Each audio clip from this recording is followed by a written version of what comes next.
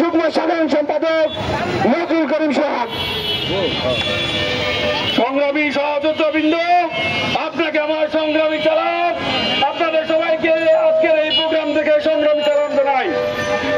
সংগ্রামী সহযোদ্ধাবৃন্দ, আপনারা জানেন এই আওয়ামী ফ্যাসিস্ট সরকার এখনো রাজপথে বিভিন্ন প্রোগ্রামে এবং কি তাদের ব্যবসা বাণিজ্য করে যাচ্ছে এবং কি বিভিন্ন জায়গায় তারা ভারত থেকে তাদের সেই আওয়ামী ফ্যাসিস্টদের শেখ হাসিনা ভারত থেকে লাভে এসে উস্কানিমূলক বক্তব্য দিয়ে বাংলাদেশে অরাজকতা সৃষ্টি করতে যাচ্ছে।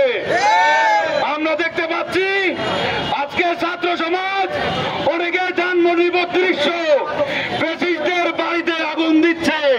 আমরা বলতে চাই, আমরা শুধু ফ্যাসিস্টদের রাস্তাটা ভেঙে দিতে চাই না, আমরা চাই আওয়ামী লীগের রাজনীতি সহ এই জাতীয় পার্টির রাজনীতি নিষিদ্ধ করতে হবে এবং কি খুনি হাসিনা সহ আওয়ামী লীগের দোসররা যারা আমাদের ভাইদের শহীদ করেছে তাদেরকে আইনের আওতায় এনে খুনি হাসিনাকে সহ একসাথে ফাঁসির মঞ্চে ফাঁসি দিতে হবে।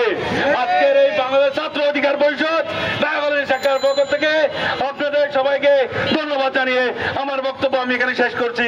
ধন্যবাদ। এ পর্যায়ে